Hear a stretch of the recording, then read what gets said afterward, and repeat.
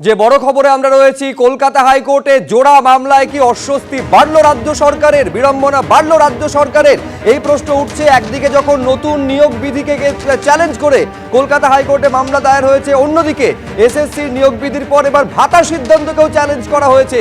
Group C এবং group ডির আর্থিক সাহায্যে রাজ্যের যে সিদ্ধান্ত, তাকে আদালতে চ্যালেঞ্জ করা হয়েছে এই প্রশ্ন তুলে যে শুধুমাত্র যারা চাকরি হারা তারা কেন রাজ্য সরকারের ভাতা পাবেন, বা তাদের জন্য কেন রাজ্য সরকার শুধু ভাতা ঘোষণা করবে।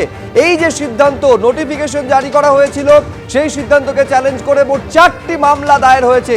প্রশ্ন তোলা হয়েছে এই দায়ের করা মামলায় যে কেন 2016 নিয়োগ প্রক্রিয়ায় অংশ নেওয়া সমস্ত চাকরি প্রার্থীরা তারা ভাতার জন্য যোগ্য হবেন না।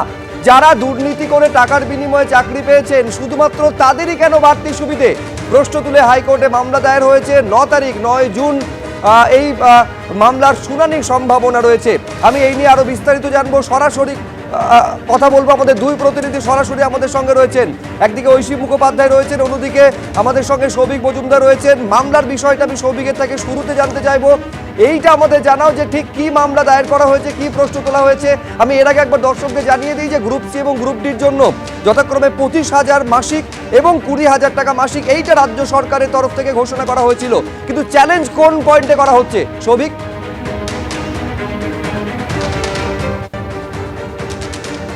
দেখো, যে মূল পয়েন্টে চ্যালেঞ্জ করা হচ্ছে সেটা হলো যে সরকারের তরফ থেকে এই যে ভাতা দেওয়ার কথা ঘোষণা করা হয়েছে, মামলাকারীদের বক্তব্য হচ্ছে এই গোটা বিষয়টা বেআইনি এবং অবৈধ।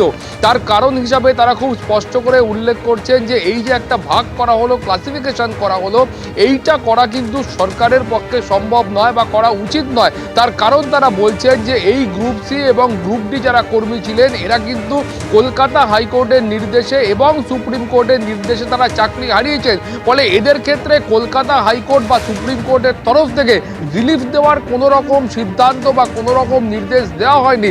কিন্তু তারপরেও সরকারের তরফ থেকে কেন এই সিদ্ধান্ত গ্রহণ করা হলো মাসিক 25,000 টাকা এবং 20,000 টাকার ভাতা দেওয়ার, সেটা নিয়ে তারা প্রশ্ন তুলছেন। এবং তারা প্রশ্ন তুলছে যে যারা এই গোটা নিয়োগ প্রক্রিয়ায় একটা বড় অংশ ছিল, যারা কিন্তু ওয়েটিং লিস্টে ছিল, অতএব এই ভাতা যদি দিতেই হয় সেক্ষেত্রে 2016 সালের যারা এই গোটা নিয়োগ প্রক্রিয়ায় অংশগ্রহণ করেছিলেন সেই প্রত্যেক চাকরি প্রার্থীদের এই ভাতা দেওয়া উচিত। এই মর্মেই তারা কলকাতা হাইকোর্টে এই মামলা করেছেন। এবং তারা বলছেন যে যে দুর্নীতির জন্য অনেকে আছে যারা চাকরি পাননি, যারা চাকরি পাওয়ার সুযোগ থেকে বঞ্চিত হয়েছেন, সেই ব্যক্তিরা কেন এই ভাতা থেকেও বঞ্চিত হবেন, সেই প্রশ্ন তারা এখানে তুলেছেন। এবং তারা বলছেন যে এই গ্রুপ সি এবং গ্রুপ ডির একটা বড় অংশ রয়েছে যারা কিন্তু একেবারে চিহ্নিত অযোগ্য, সেই প্রার্থীরাও কেন এইভাবে সরকারের তরফ থেকে ভাতা পাবেন, সরকারের তরফ থেকে অনুদান পাবেন, সেই প্রশ্ন তুলে মূলত এই মামলা করা হয়েছে। এবং তারা বলছেন যে সরকারের তরফ থেকে যদি এই সিদ্ধান্ত নেওয়া হয় যে গ্রুপ সি এবং গ্রুপ ডি যারা কর্মী রয়েছেন তাদের প্রত্যেককে ভাতা দেওয়া হবে, সেক্ষেত্রে কিন্তু যারা এই ক্যাটাগরিতে অর্থাৎ গ্রুপ সি এবং গ্রুপ ডিতে 2016 সালের নিয়োগ প্রক্রিয়ায় অংশগ্রহণ করেছিল, যারা ওয়েটিং লিস্টে ছিল, তারা প্রত্যেকে যেন এই সুযোগ সুবিধাটা পান, সেই মর্মে কলকাতা হাইকোর্টে মামলা হয়েছে। 4টি পৃথক মামলা হয়েছে।